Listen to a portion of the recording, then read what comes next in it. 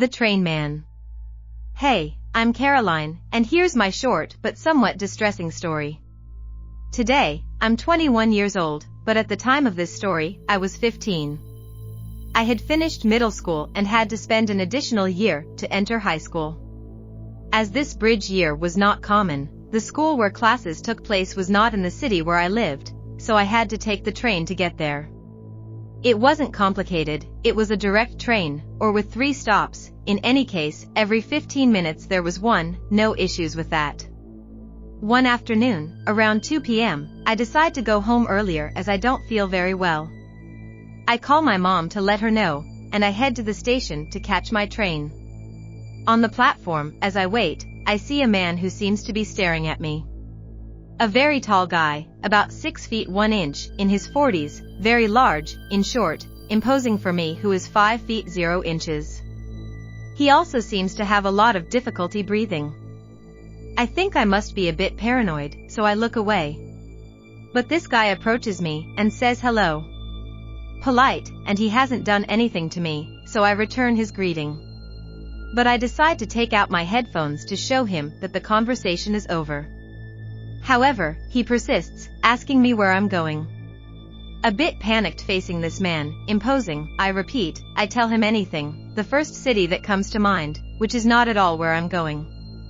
The train arrives, and I decide to move to another carriage despite the available seats. There were really a lot of seats. The train is empty at 2 p.m. After a few minutes sitting, I see him entering my carriage and sitting right in front of me. I say nothing and look at the floor. He stares at me, sweating, and his breathing makes a terrible noise.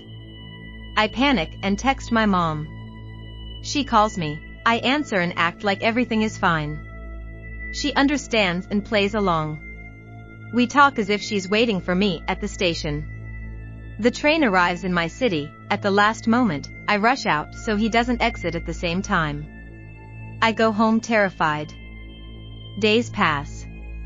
Another afternoon when I don't feel very well and decide to go home. Due to my class hours, this means I will take the train at the same time as last time, but I'm not worried. After all, maybe it was just a strange guy. And who do I run into on the platform?